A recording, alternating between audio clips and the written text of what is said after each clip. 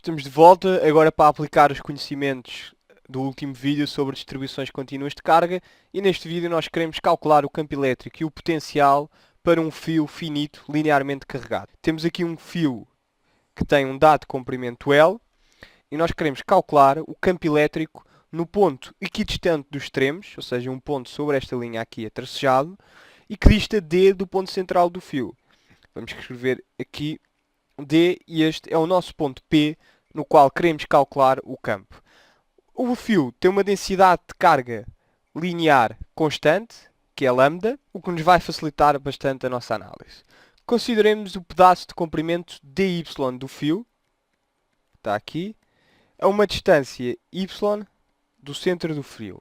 Agora, fazemos aqui a linha que liga dy ao ponto P e definimos o ângulo alfa como o ângulo entre o eixo do x, que é o eixo horizontal, e esta linha. O versor é R, que é o versor devido aqui à contribuição dy. Neste caso é um versor colinear com esta linha e que aponta para a direção dos y negativos e x positivos. Porquê? Porque temos aqui uma dada carga dq em dy. A carga dq é lambda dy, porque se lembrem-se que o lambda era dq sobre dl, e o nosso elemento de comprimento aqui é o dy. Portanto, o versor é um versor nesta direção. A carga dq exerce aqui uma força repulsiva sobre uma carga que estiver aqui colocada aqui no ponto P. Uma carga Q. Se a carga fosse negativa, seria menos Q, portanto, faria com que o campo elétrico apontasse segundo menos ER. E agora, olhando para a expressão do campo elétrico, já sabemos que dl é igual a dy, já sabemos que ER é este vetor aqui, que podemos decompor em x e y, mas antes disso, quanto é que é R ao quadrado? Ora, R ao quadrado é a distância entre a contribuição que nós estamos a calcular, dentro do integral de cada termo, e o ponto P para o qual queremos calcular o campo elétrico. Então, R ao quadrado, R não é mais do que o comprimento da linha que liga dy a P. E R ao quadrado é, pelo teorema de Pitágoras, igual a y ao quadrado mais d ao quadrado. Agora, notemos que para cada dy existe aqui um dy situado em menos y, que cria uma contribuição desta forma aqui, em que o R aponta nesta direção. Ora, nós vemos já que só existe contribuição do campo elétrico segundo x, porque somando a contribuição do dy, que é esta aqui em baixo, com a contribuição do dy, que está em menos y, que é esta aqui em cima, vemos que a parte em y cancela e que resulta apenas um vetor segundo x. Como para cada ponto no semiplano superior existe um ponto um ponto simétrico no semiplano inferior, então concluímos que o campo elétrico só vai ter componente segundo EX. Portanto, E é igual a 1 EX. E podemos simplificar já as nossas contas. Então, isto é igual a 1 sobre 4πε0 do integral entre menos L sobre 2 e L sobre 2. Nós definimos aqui a origem como o ponto em que é y igual a 0. Portanto, aqui em cima temos y igual a L sobre 2. E aqui em baixo temos y igual a menos L sobre 2. Daí os limites de integração. Lambda, que é a densidade linear de carga, sobre 1 sobre r ao quadrado, dy. E agora, como queremos apenas a componente x, temos que multiplicar aqui pela projeção. E quanto é que vale a componente x? Nós temos que este ângulo aqui é alfa. Portanto, este ângulo entre este vetor, que é o vetor resultante segundo x, e o vetor do campo elétrico, da contribuição de dy, é alfa. Portanto, como nós queremos esta projeção aqui, nós queremos o cosseno deste vetor aqui em baixo. Portanto, temos que multiplicar pelo cosseno de alfa. E multiplicando pelo versor, temos o campo elétrico em x, que é a única componente do campo elétrico total do fio, no ponto P. Agora, para fazermos este tipo de integrações, normalmente é mais fácil mudar para variáveis angulares. Neste caso, passamos a integração de y para uma integração em alfa. Para isso, começamos por notar que tangente de alfa, da figura, é igual a y sobre d. Não é? Tangente do alfa é o cateto oposto, que é y, a dividir pelo cateto adjacente, que é aqui o d.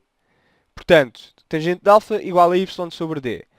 Isto implica que y igual a tangente de alfa. Ou seja, diferenciando para fazer a nossa mudança de variáveis, temos então que o dy é igual à derivada da tangente de alfa em ordem a alfa, que é 1 sobre cosseno ao quadrado de alfa. Esqueci-me aqui de multiplicar por d. Temos também aqui o d, que é constante, e d alfa. Nós temos também, além do tangente de alfa igual a y sobre d, temos também que seno de alfa é igual a y sobre r e que cosseno de alfa é igual a d sobre r. Y é o cateto oposto, d é o cateto adjacente, r é a hipotenusa. Mas não utilizamos estas relações para fazer a mudança de variáveis, porque a tangente de alfa está relacionada com o y e com d, que é constante, enquanto y e r são ambos variáveis, e aqui temos d e r, e dr é claramente mais complicado que dy, que é o que nós queremos daqui. No entanto, nós não usamos estas relações, porque no caso do seno, porque temos y e temos r, e quer y quer r variam quando variamos y e alfa. E por outro lado, temos aqui cosseno de alfa igual a d sobre r, em que temos a variação do r, mas o que nos interessa mesmo é a variação do y. Portanto, a relação certa é a da tangente, que tem o d, que é uma constante. Portanto, substituindo no integral, obtém-se que o campo elétrico é igual a 1 sobre 4π ε0, lambda sai para fora, é constante, integral entre menos θ e θ, e definimos θ como o ângulo que faz a linha que liga y igual a L sobre 2 com P, portanto o ângulo máximo que definimos desta forma e que é θ. Obviamente temos um ângulo menos θ para baixo, que não vou desenhar para não sobrecarregar ainda mais o desenho, e temos então cosseno de alfa e dy, que é d sobre cosseno ao quadrado de alfa, d alfa, e temos aqui o EX. Falta-nos apenas substituir o r ao quadrado, que podemos dizer daqui desta expressão para o cosseno, podemos ver que o r ao quadrado é igual a d ao quadrado sobre o cosseno ao quadrado de alfa. Notem, eu disse que não usávamos esta expressão para a mudança de variáveis porque tínhamos que diferenciar. Para substituir, podemos usar perfeitamente esta expressão e devemos utilizá-la. Isto faz aparecer aqui um cosseno ao quadrado de alfa e um d ao quadrado, porque no integral aparece 1 sobre r ao quadrado. Estes cossenos cortam, os d's cortam também, ficam 1 sobre d em baixo, e portanto temos simplesmente o integral de um cosseno de alfa. E o integral de um cosseno de alfa é bastante fácil de se fazer, porque é simplesmente um seno de alfa. Calculado nos limites de integração, sendo em θ e menos θ, e temos aqui também a dividir por d, e o versor é x. Portanto, isto é igual, substituindo, a lambda seno θ, substituindo isto é 2 seno θ, sobre 2πd ε0 é x.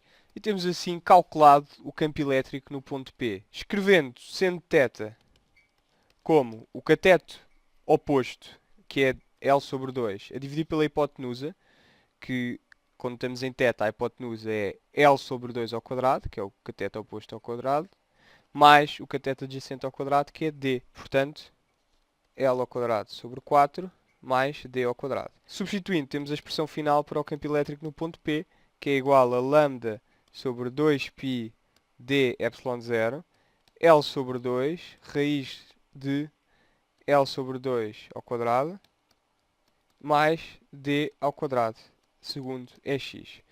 E obtivemos assim o campo elétrico como era pedido neste vídeo prático. Neste vídeo vamos abordar o fluxo do campo eletrostático, o que nos vai levar à lei de Gauss, que é uma lei bastante útil para o cálculo de campos elétricos quando temos sistemas com simetria. Até já!